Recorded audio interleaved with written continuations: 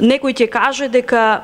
можеби мисијата на Меѓународниот сојуз е амбициозна, но јас ќе додадам дека секоја амбиција која што се темели на здрави основи, на издржани проекти, анализи кои што кажуваат и укажуваат на потребата од таквите проекти и те како треба да се поттикне и да се поддржи. И јас од мое лично име сакам да ви се заблагодарам за амбициозноста и да ве поттикнам на уште поголема амбициозност, имајќи во предвид дека Меѓународниот сојуз во овие неколку дена од изборот на председателот на Меѓународниот сојуз до денеска, кога се конституира самото собрание и се избираат органите, направи забележливи резултати. Некои се медиумски покриени, некои не се медиумски покриени. Мисијата од секогаш функционирала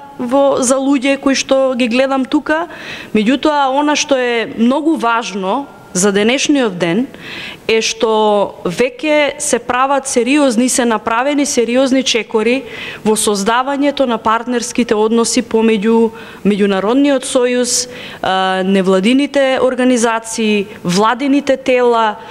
државните институции, бизнис заедницата и сите оние кои што имаат, се гледаат во оваа мисија и сакаат да придонесат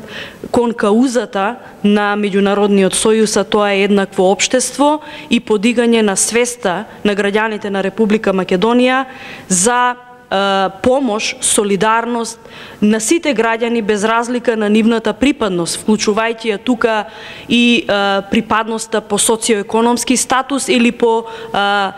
психофизичка способност. Што значи општествено одговорно работење на приватниот сектор и на бизнис заедницата?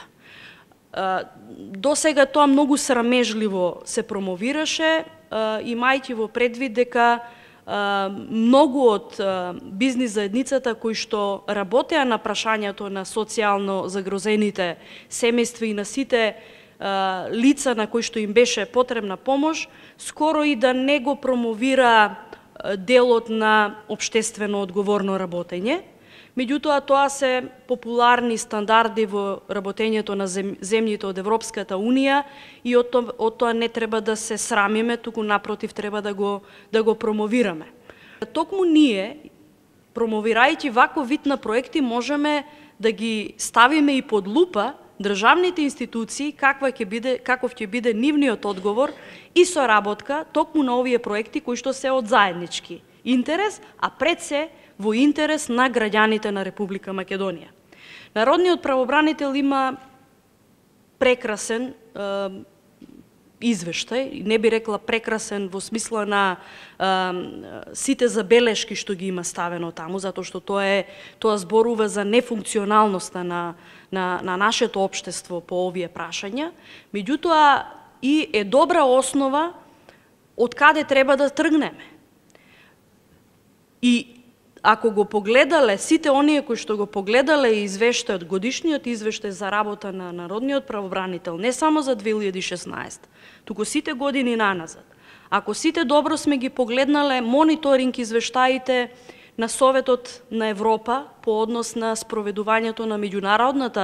меѓународните документи ратификувањени од страна на Република Македонија, ако сме ги погледале извештаите на Европската комисија за напредокот на Република Македонија од година во година, таму се нотираат сите прашања кои што, за среќа, се и во делот на мисијата на Меѓународниот сојуз и се поттик за приватниот сектор, за државата и за невладиниот сектор како механизам и за помош и развој на општеството и на овие гранки за социјална заштита, меѓутоа и се поттик за градење на демократските капацитети во едно општество, а тоа е градењето на партнерските односи помеѓу цивилното општество и државата таму каде што има допирни точки, а тоа е интересот на граѓаните. Во овој случај, развојот на цивилното општество и вистински и истакнување на вистинските епитети на социјалната држава, која што е уставна категорија во Република Македонија. И од тука очекуваме од државните институции да создадат предуслови, некои од предусловите за функционирање и за реализирање и на самите проекти, бидејќи многу од, не би рекла премногу, но дел од реализацијата на проектите зависи и од предусловите кои што ќе ги овозможат државните институции, и јас се радувам на фактот дека на отвореноста на државните институции и локалните власти за соработка со меѓународниот сојуз